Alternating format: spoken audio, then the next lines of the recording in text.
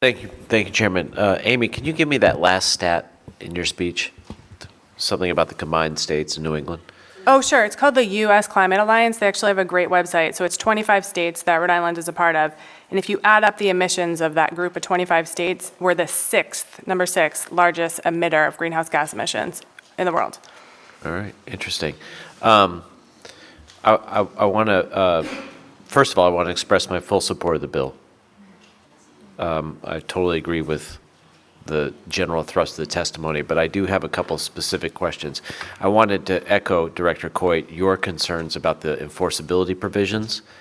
As written, I think it's worth saying, as written in here, this is a recipe for chaos in the enforcement provisions. It gives standing to literally any person in the state, in the world, to come in and try to force the government to comply. It'll tie up the courts. You could see 1,000 of these lawsuits in a week in the Superior Court. So I think that there's probably other actions out there.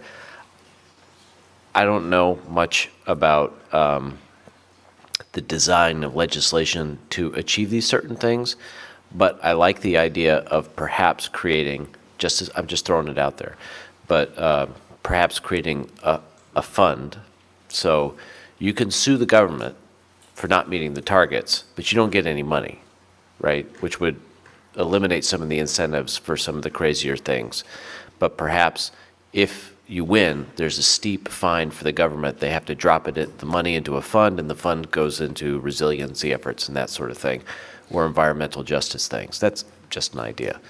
I wanted to talk a little bit about your desire for the authority to take steps to achieve these goals and the regulatory questions brought up by some of my colleagues. And I would suggest, again, just as an idea, that perhaps a more graduated target scale combined with legislation that gives you authority to work towards the next target might balance the need for you to act with the concern, I think the legitimate concerns of some of my colleagues about ceding too much authority from the General Assembly to the executive, because that's on the national level, that's a problem.